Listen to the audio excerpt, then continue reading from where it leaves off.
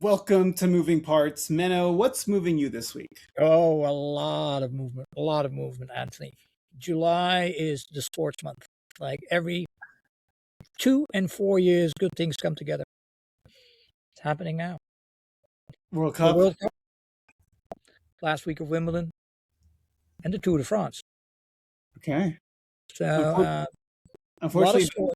the Netherlands is no longer in the World Cup. No, as expected. So, but we're not going to win the Tour de France, and we're not going to win Wimbledon. So I am pretty okay that I won't have any stress over if we are going to win. It would be nice to win an etape, but that's it. Otherwise, I'm just going to enjoy the best sportsmen and athletes in the world performing at their best. Well, you sent me a clip recently, which a lot to talk about there. Yeah, absolutely. We always talk about what's been moving, so this was actually the world of sports that moves me constantly. Oh, by the way, after this, the traditional football season will start, so that will get me moving as well. Yeah, I sent you this one. This is like a shopping mall for live shopping in China. Am I pronouncing this correctly? Yaowang? No, you're not pronouncing it correctly. Well, excuses to everyone out there. So, okay, first off, I have been to this actual mall, and it's not as simple as it just being a mall. So, Yowant is a live commerce, social commerce company that's like vertically integrated. They work with a lot of creators in China. They have their own sort of studios. And this, as I understand it, is like more of a showroom for brands. So I've been to this actual mall, and it's not like it's a mall people go shopping. So you go inside here, and I could show you videos of when I was there. And it's like they have all these different stores, but people are there to shop and sell to the whole country. So it's Yeah, like so it's one big studio. Is it like it's like a that, which showroom. makes you Yeah. feel like you're in a real shopping mall or a real shop? Exactly. They have events there once in a while, but it's less about footfall. It's more about, okay, Li Ning, for example, a Chinese shoe brand, they're gonna have a section in that mall for people to go live. So it's more like a B2B to C experience. It's not like a mall where people are gonna show up. They sometimes have events there. But it's like, okay, if I'm Li Ning and I'm gonna have a section in this mall, then I'll have live streamers, creators there all the time to be selling online, right? Like it's like a QVC studio rather than an actual mall for people to shop in. But I did go there in Hangzhou earlier this year with some friends, and it is pretty massive. And actually, like right next to it, there's like a bunch of restaurants. It's more in like a suburban part of Hangzhou. But to me, what's so interesting about it is like there's nothing really like this in the West. I guess if you went to, I've heard there's some places in LA that are kind of like now starting to be live commerce, live streaming showroom places, but nothing to this scale is happening really in the West as much as it is in China. This is where China really has innovated. Yeah, I can imagine, in the UK and other countries where TikTok Shop has been a bit longer. Just by the way, it's just opened or just started in Holland. But like you can imagine, you have your studio in your office, or you rent a studio where you have a small place. But this feels like a large marketplace where you can just knock Yeah. on the door and rent. But I'm assuming brands have their own space there as well, Yeah. making it look like a real studio, etc. And can normal public just walk inside, or how does it work? Or is it only Yes. for creators to enter? So I went there with some friends without knowing whether there'd be any sort of like tourism opportunities. I kind of went there on the fly. We had people in our group that spoke Chinese. I went there and I thought, okay, it must be kind of a tourist attraction because if you go on WeChat, you can see people kind of doing tours there, but it's very curated and very corporate. So at the top Yeah. of that mall is actually like Yowant headquarters. There's like offices there at the very top. Wow. So like I walked in with these friends. It was very, very empty, like this guy is showing. And we were trying to find like, is there like a information desk or something? We walked all the way to the top, and these people are like, what the hell are you doing here? Like this is an office building. Even though it's like Yeah. looks like a mall. They had actually like a room for billiards and pool upstairs with like drinking and people were smoking cigarettes there. But it was generally speaking like very, very empty. It felt very surreal to be there. But I'm a big fan of Yaowang. I really like what they're doing. I don't think anyone's doing this like in the West. I mean, we're starting to see, of course, I know people that are running TikTok shop, TikTok studios, but nothing at this scale and nothing like at a massive scale where it's like, this is literally, I think it's like 5 floors, 6 floors, probably hundreds of stores there. But It's probably 24 hours live, I can imagine. I think so. Yeah. So even though like it's kind of empty, like we did walk by a bunch of different stores that like they didn't care about us walking around. They cared about, the fact that they're online, right? So like you saw that video right there. It was like two guys, one guy monitoring like a computer and one guy in front of like the camera with the ring light being, hey, let's go buy some shoes, blah, blah, blah. So to me, it's like, it's a super interesting way to think about retail and commerce because while it looks empty, dude, the people watching those live streams are probably in the millions across China. Yeah. Yeah. So what I find interesting here is if you listen to the Gary V's of these world, they always talk about the next big thing. It's already a big thing is live commerce. You're going to get millions of sellers around the world.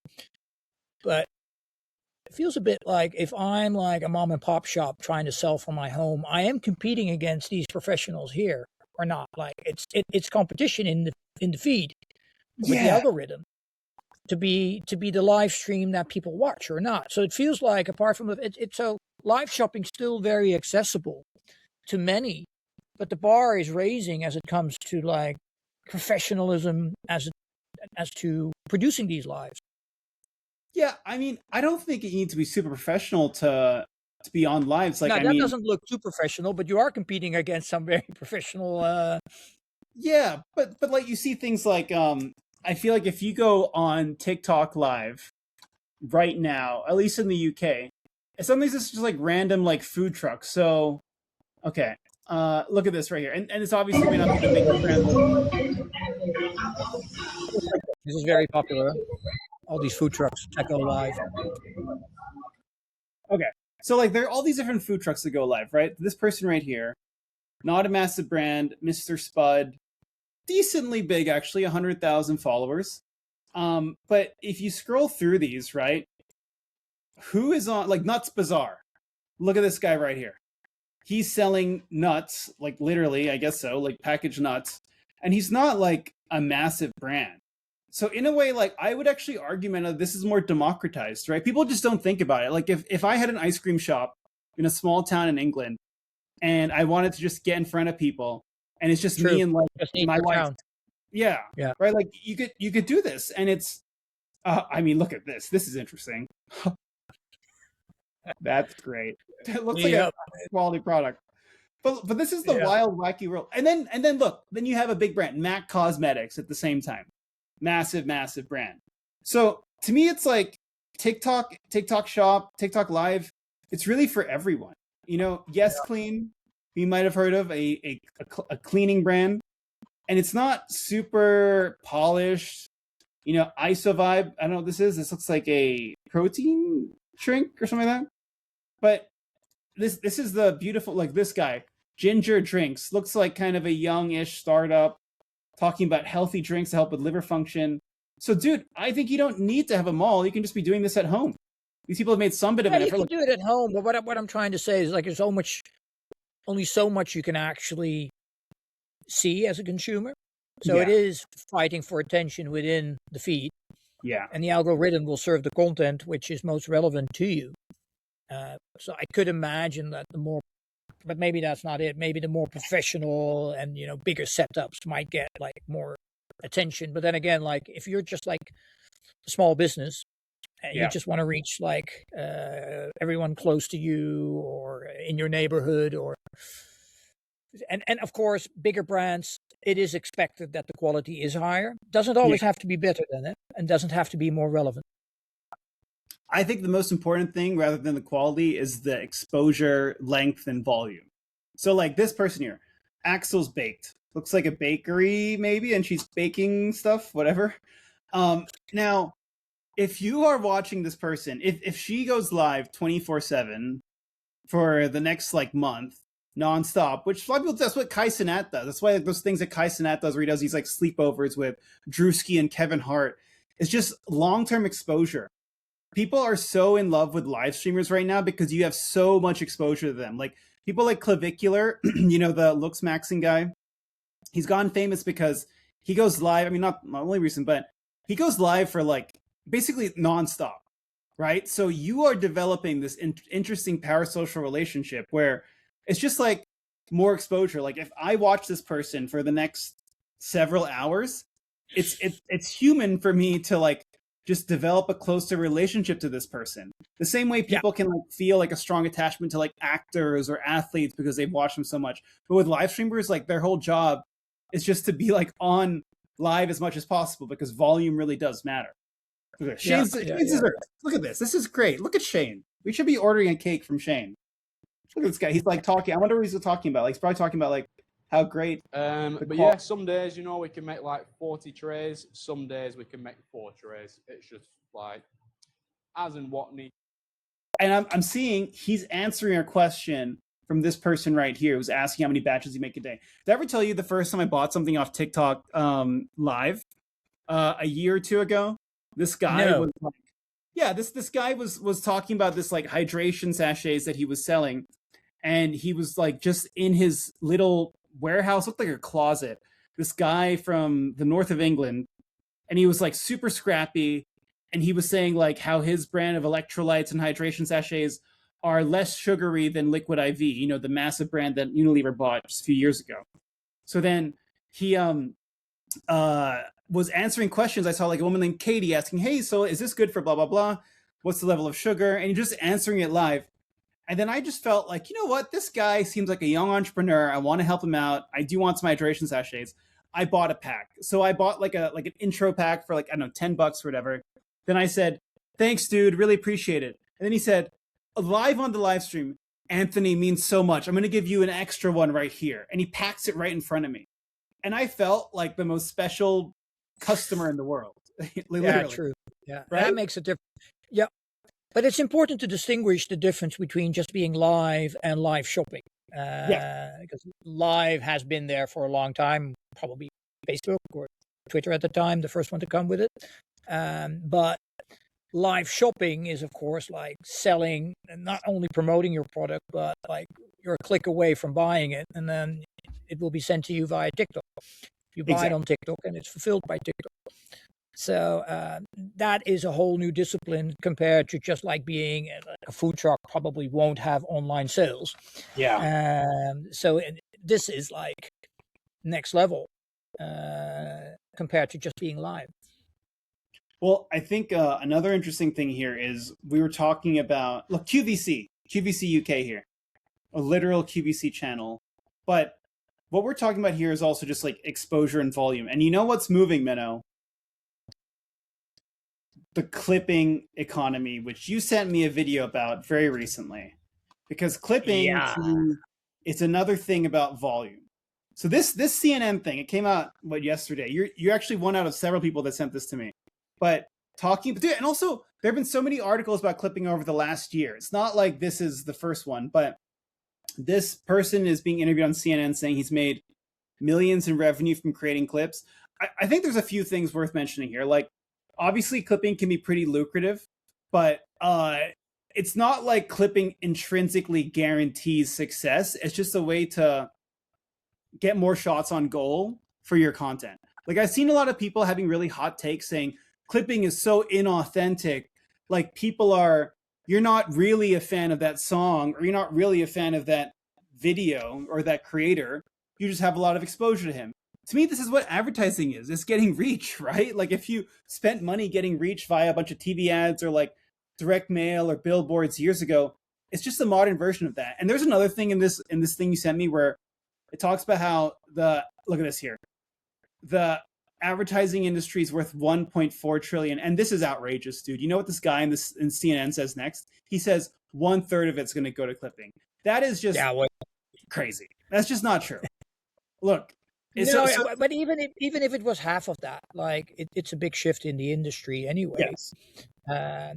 So like if you make like where we're coming from, we were talking about live shopping, etc. So like you need volume, volume, volume. You need to be there constantly. Clipping is a way of getting more content out of what you have and Yeah. ensuring that you're building towards more like an always on presence daily. Yeah. Well, and this is where like there's some things like you still need the source material to do clipping, right? Like there's companies like WAP, which are I think underrated. They're like massive marketplaces for things like clipping and other types of services online. But you need the source material for clipping. So like one of the famous examples of clipping was this company that got famous for making clips of like a Sonic the Hedgehog trailer. And so I'm trying to find it. Okay.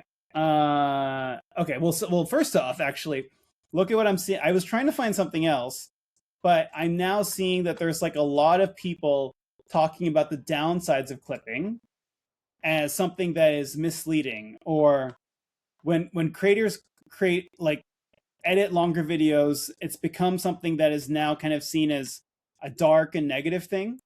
But I don't think this is necessarily a bad thing, because the best, if every brand in the world did clipping, then it would still require the best content to succeed. You can't clip a shitty piece of content and still expect it to work just because you're clipping it better. No, so you need a good creative concept. You need the materials to be shot. Because if you don't have it, like it's very difficult to do. In podcasting, you see it a lot. Like if you clip that well, a good podcast, we're trying to do it ourselves, Anthony, is like you talk for half an hour and you hope to get 20 clips out of it. Yeah. And if you look at like the best of the best out there, Diary's CEO, Steve Bartlett, maybe. Yeah. Like that is not your straightforward podcast where you just have maybe one or two cameras. It feels like they've got 9 camera positions, all shot differently, ensuring that, you know, you've got multiple content angles. So that offers you the opportunity to have way more clippings and editing done than you could do if it's just like bad content or just shot straightforward. Well, and some people matters here. Yeah, and even like the best clippers are also artists too, to a degree. I know that might sound like a controversial thing, but let's look at this too. So this guy was the guy that was interviewed in CNN. So he's like, this is how you do it. First thing you do is accept the fact that you're posting loads of videos every day. There's nothing you can do about it. And then you think some of them might be shadow banned. Now, the thing is like, he's giving the opportunity here for brands to copy his playbook or work with it. Look, post 50 times a day, you know, like it's about volume, right? Now, most brands would look at this and be like, yo, this is weird. This is like rogue. But honestly, I think it's a good use of your marketing budget. It's just, it doesn't mean you can just clip and nothing else, like you'd spend money on nothing else. It is just something you can do that will increase your chances of success. And there's like a whole art to it. Look, this guy here is talking about how he recommends people. I can't tell. Is this AI? It is AI. Is this guy AI? No way. Is he real? This guy? AI. Okay, yeah, definitely AI. Wow. We're in a crazy world right now. Oh wait, is that Iman Gadzhi? Do you know Iman Gadzhi? He's like this, like kind of like modern market. So, but I can understand how this feels like a weird world, but clipping is just a tool that everyone really should be using for their brand. Well, we had that discussion in one of our previous episodes when we spoke like, who do we see the winner, Adidas or Nike? Yeah. And at first I thought it was Adidas because I like their creative storytelling, etc. And I felt the Nike film was just like a long remake of their famous airport commercial. Turns out like that ad of Nike got cut into 20, 30 clips. So it actually was, I think, they made that long film through the edge, through the lens of, can we get multiple clips out of it? Yeah. Well, but this is like one big story cut up in probably it's already shot like in different stories. Altogether it makes one big story, but clearly the big advantage is like huge opportunity to clip out of it. But this is just making good content that is maybe short form, right? Like if you were to create like a 3-hour film that is very artsy, doesn't have many sort of like senses of like strategic narrative framing, versus like expecting something to be clippable, that's just like making good content that captures attention. Which is why you have like, for example, Logan Paul has a clipping channel for his podcast that is just clips. And a lot of people have that. These are actually, I think this is official right here. So like, it's like taking like here's one, a 2-minute clip from an episode of his podcast. And this is like just another way to promote the podcast. Doesn't mean the podcast content changes. It's just taking the best parts of it. Yeah. This is just how you kind of do like modern media and content. Yeah, and the way to get reach is you need short. Yeah. You're not going to get reach with long. Exceptional if you can do the long form, but you need short form to get the reach. Look, so Logan Paul's clipping channel, he's had a clips channel for years now. Yeah. And that's what I mean. This isn't like a new thing. It's like probably the word was the word already invented? Clippings?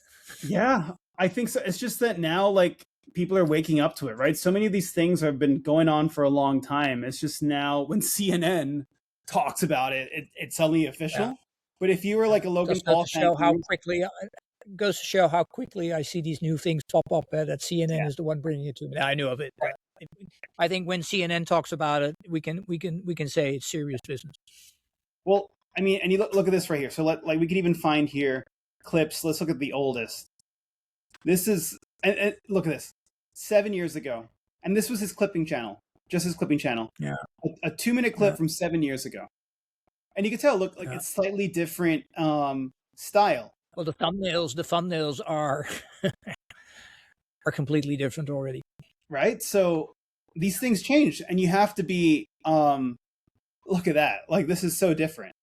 You have to be up to date with what culture is to know. Like this is how you should have made a thumbnail 7 years ago, versus this is how you make a thumbnail in 2026. Now.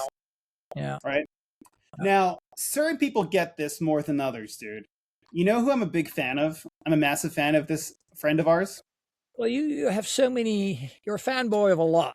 I'd love to hear your newest. I know who it is, but... So, friend of the show, a close friend of ours, goes by the name Erling Haaland. Is that correct? Is that how a Dutch person would say it? Yeah. Holland, yeah. So look at these professional YouTube thumbnails. Look at that. Look, this is not just like an average YouTube thumbnail.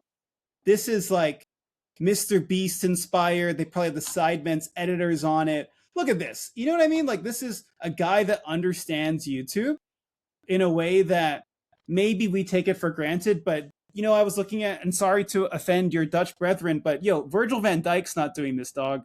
You know, a lot of big athletes are not doing this. Haaland knows what he's doing. He gets it. And then also, like, he does day in the life content here. That makes you, like, fall in love with him.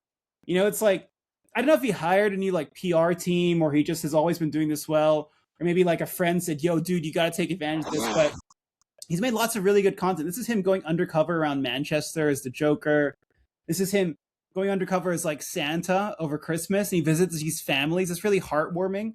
So I don't know where this is coming from because he's really picked up the pace over the last 9-12 months. Maybe it's anticipation for the World Cup. But Haaland knows how to be a media brand. He is charismatic. He knows how to do YouTube. And dude, who else is literally live vlogging their experience from the World Cup as well as Haaland is? You know, he's like literally making videos about... Well, he puts the time and the effort in it. And what I think the audience is enjoying, you see him enjoying doing this. Yeah. Like he is truly creating here and is enjoying it. But it's very professional. It's shot beautifully. It's fast. It's cut in the right way. But this is really him. but he's ultra relaxed anyway. Not all footballers can stand with that pressure. Yeah. And you were making the comparison to Virgil van Dijk, but Virgil van Dijk is in his 30s. Yep. Haaland a bit younger. This is the new generation, like It's generational. young professionals, and this is of course like top of the world. I think have this mapped out. I think very well. Probably good management around it, ensuring that everything's done in a proper way, and also like he's getting commercial value out of this. I'm pretty sure that brands would like to be associated with them. And not everyone can go on his T-shirt. Not everyone at the club, by the way, does that. But if you were to work together with him, his social media channels and the way that he creates content will give you the opportunity to participate in that. To be, to truly have branded content together with him, which is huge value. Well, and look, this is a clip right here. This is a clip from his YouTube video we were just watching. So he also knows clipping. Is that wrong? Is he just being smart about it? It's like, look, watch the full episode on YouTube. But this was a clip of that one that we were just on his YouTube channel. So he's also using clipping, but it requires this original content. And to your point about brands, dude, look, Budweiser is here saying, we will send you one more for your collection. The Budweiser account. People are commenting left and right on this stuff. And look, he has these high quality stills as well from these. So he understands, man. He's like a multi hyphenated media dude. Is that Travis Scott? Yes, it is. Yeah, there you have it. Nike football commenting here. Yeah. So he knows what he's doing. This is a media company on its own. Just him. Is he on TikTok as well? Probably, I'm assuming. Oh, dude, Visa's commenting here, but he's on TikTok, right? I wonder whose job it is. The social media manager at Visa is like, oh, Holland, let's comment. Use our cards. This is his TikTok. So look, some of this is just like funny tongue-in-cheek stuff. This is AI, but it's like taking what he's known for, the sort of one of his celebrations, also being kind of like a very zen dude. Mad respect to Holland. Look at this. Look at this. Oh, what a great guy. Now, we also know who's another Holland. Who else is a Holland person you'd compare him to? Well, there's this player from Spain. You mean Lamine Yamal? Well, seems to be famous. He's doing actually, this is funny. I didn't realize this till now. Lamine Yamal also making some pretty good YouTube videos. I think Holland's ones are better from what I can see in terms of thumbnail, in terms of like how interesting it is. But Lamine Yamal has more followers than Holland. And he also seems to have picked up the pace in the last 6 months. Lamine Yamal's first video is from 6 months ago, a house tour. So like, again, I don't know if it's his manager, if it's just him saying, yo, I got to really step up my game as like a content creator. But he knows that this is what's up. Because Lamine Yamal is even younger than Holland. He knows. But he is of the TikTok generation. I'm assuming he was TikTok first before he did YouTube. Well, dude, you go to his TikTok, it's massive. 49 million. Yeah, that's big. Holland had 7 million, I think we just saw. No, 9 million. But look, even like this, there's some content that's just pure TikTok. So look at this. You know this one? Haaland. Yep. Mohamed Salah. So this will. Lamine Yamal. Lamine Yamal. Lamine Yamal. ¿Cómo a mí no me va a reconocer?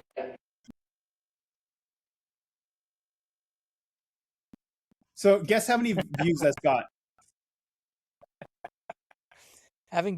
So the pronunciation tool doesn't recognize his own name.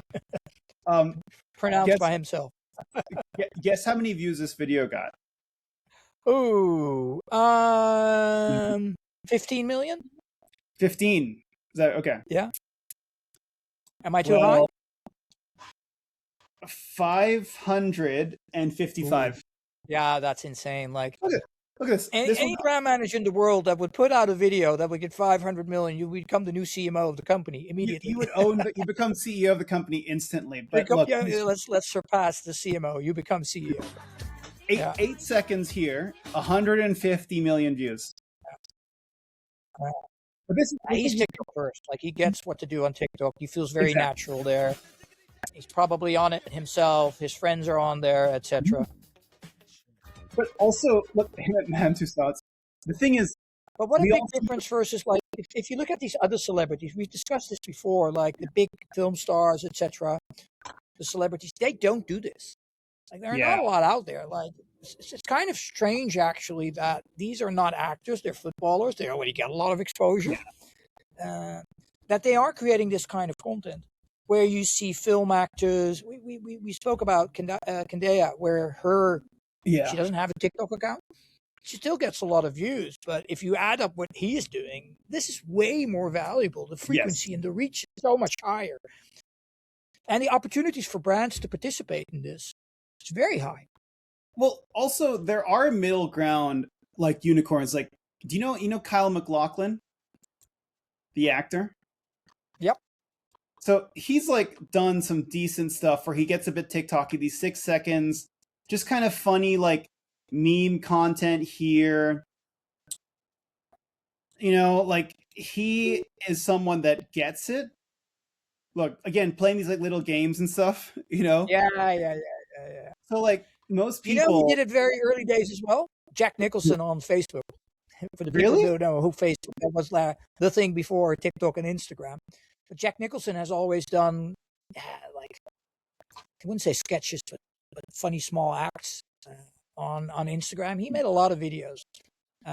So yeah, this is what you do. But I'm not seeing the really big film stars and celebrities, not even in the music scene, doing this. So like sports is ahead. That's funny because usually sports I would not expect to be ahead. I'd expect like, well, I guess that's really interesting. Why do you think that is?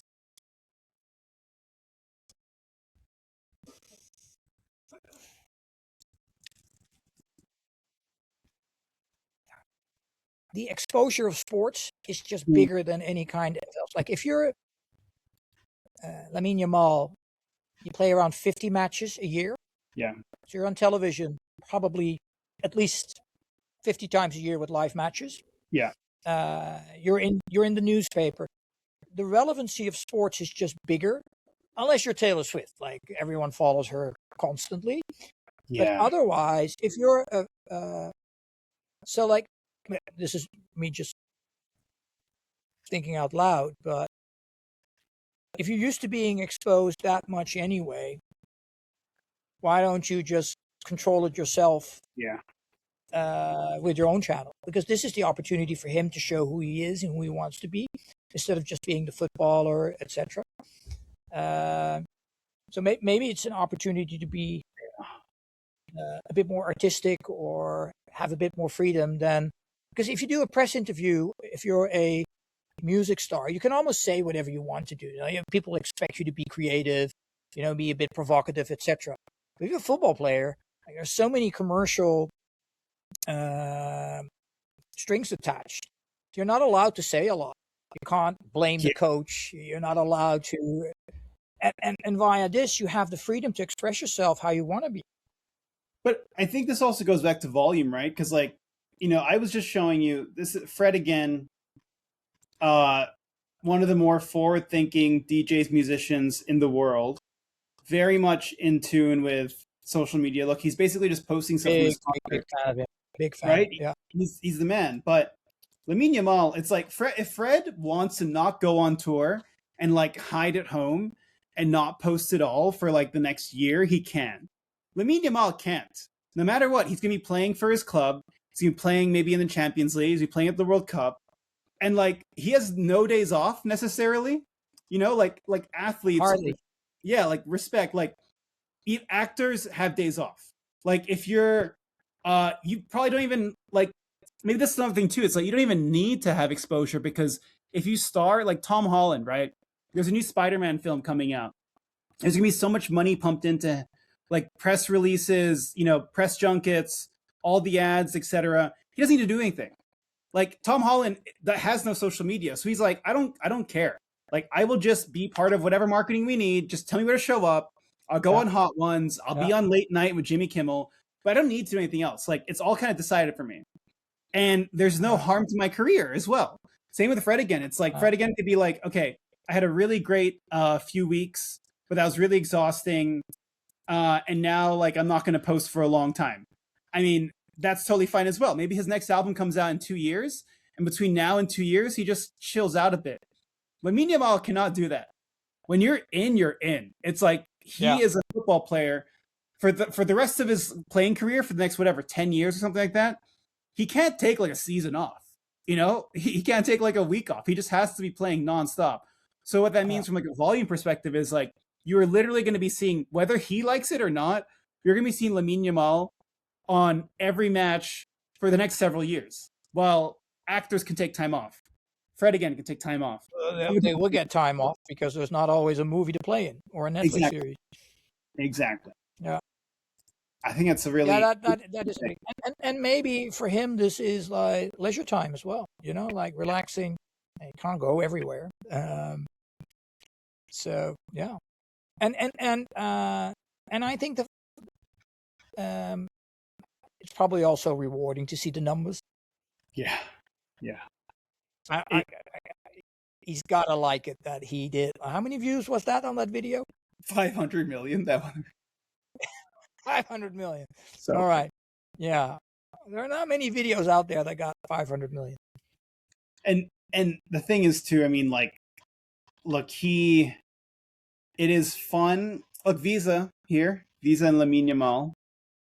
Yeah, there you have it. Yeah. Coca-Cola and Lamine Yamal. Yeah.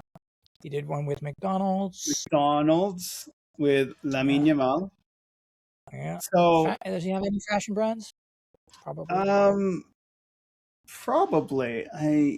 I don't know off the top of my head, but he was in the Adidas one, that big Adidas one. So I just think like maybe this is why. Also, if you think about things that are like, we live in an AI world, there are a lot of intense AI stuff. Sports is not going to be disrupted by AI. You know. No, sports is the ultimate. It is the biggest cultural phenomenon now.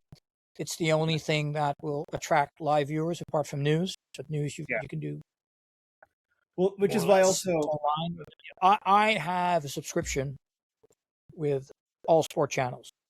I have subscriptions. I don't have a subscription. I've got subscriptions because I want to see those matches live.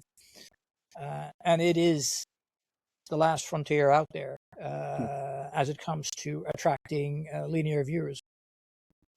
And sports is still where you can find great stories, like our friend of the show, Vozinha, who has gone from 500K. 27 million. The last time I checked, it was 23 million. Yeah. And he's finally getting these brand deals, dude. Look, he is now advertising UFL, which it looks like it's a kind of, and look, Chunks is commenting, saying they better have paid him well. You see that? I hope he gets paid well. He deserves it. He's 41, 40, 41 or something like that. He doesn't have a career in football anymore. He'll probably make more money if he's able to play this smart. I'm just waiting for him to, I don't know, be the face of a new brand, to be the chief football officer for someone, and then be a VIP for every FIFA World Cup for the rest of his life. He deserves it. He's a great guy. Infantino will fly you around the world. You get a nice amount of money to promote the next World Cup. You get to see matches. I mean, he could do his own content series as well, eh? Yeah, I think he should. He should do his own content series. Well, dude, speaking of content series, what has been your favorite content series that sat alongside the World Cup? Because I know my answer.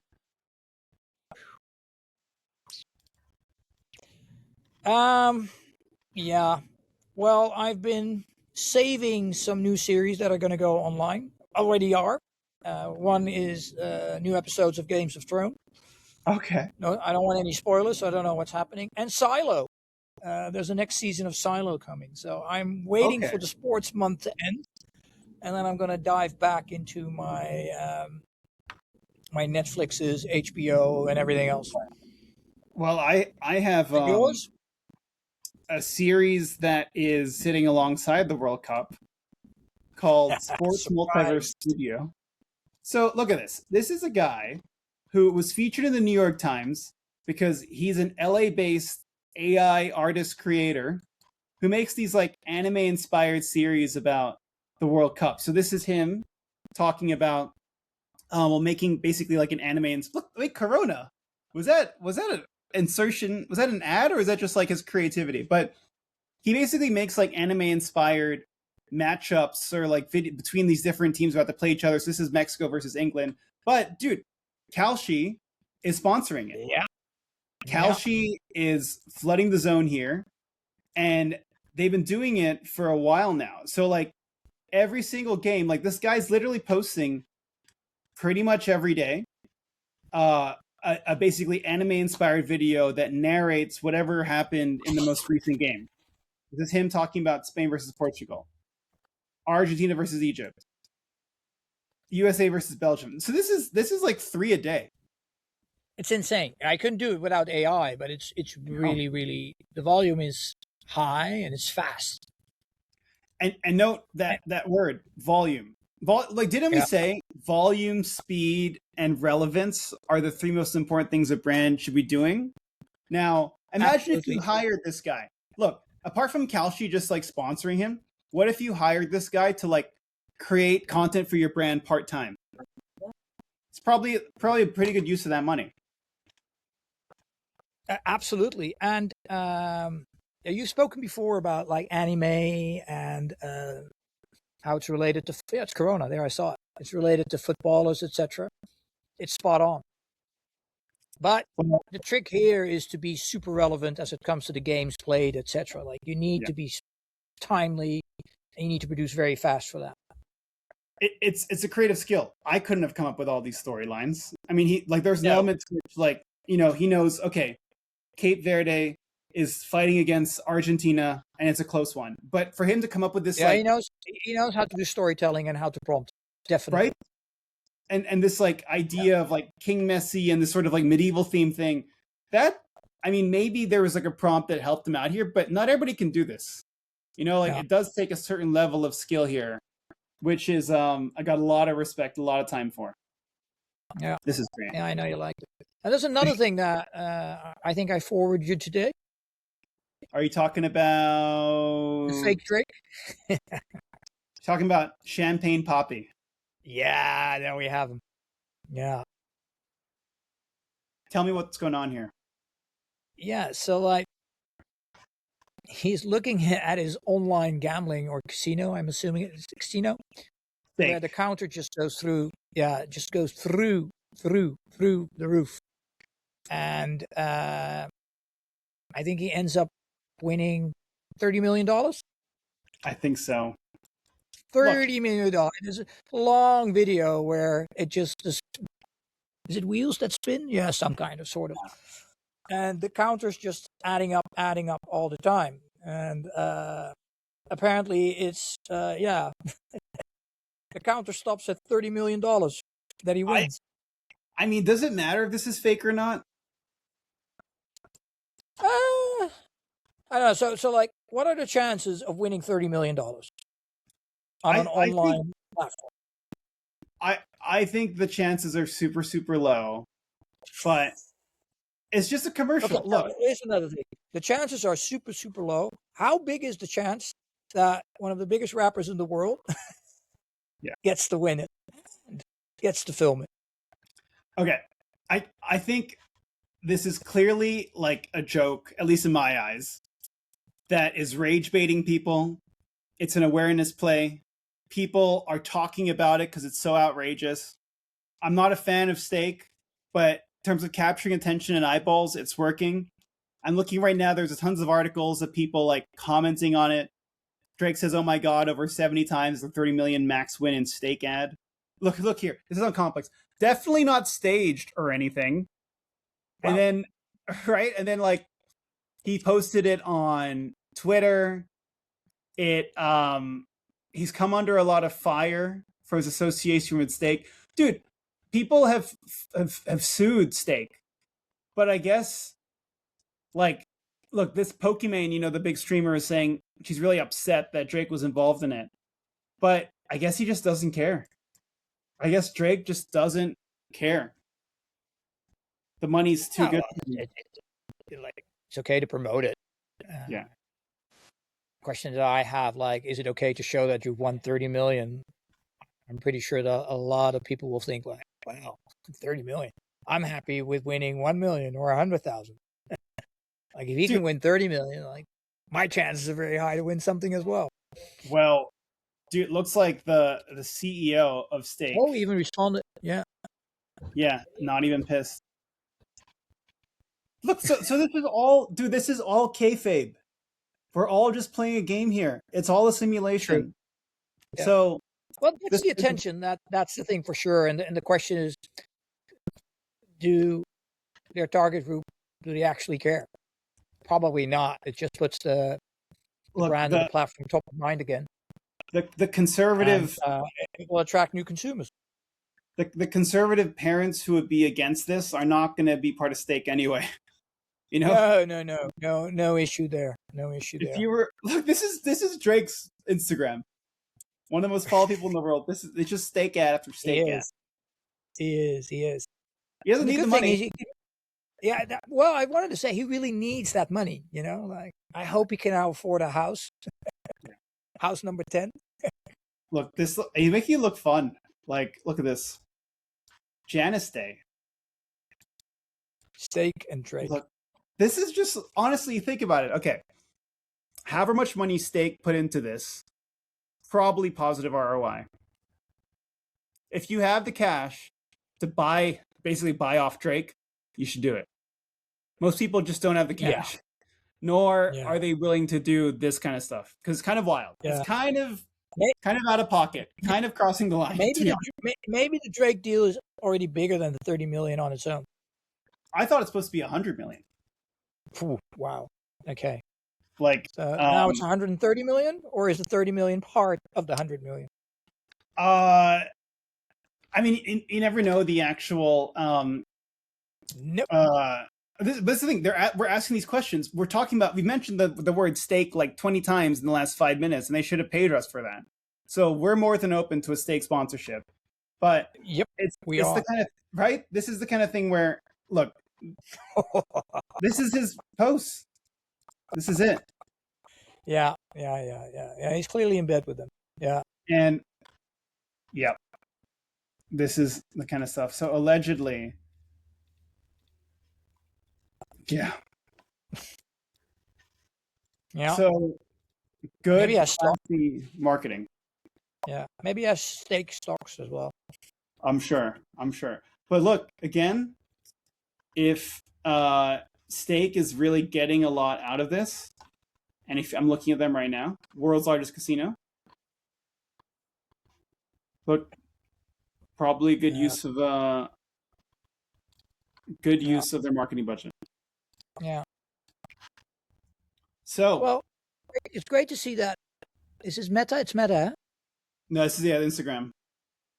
Yeah, Meta's not giving them a tough time as it comes to their policies. And look, now I'm thinking, you know what, Menno? I think I might have to hang up and go play some Stake. I'm sold. You have to. They have converted me as a customer. Let us know in the next episode if you hit the 30 million.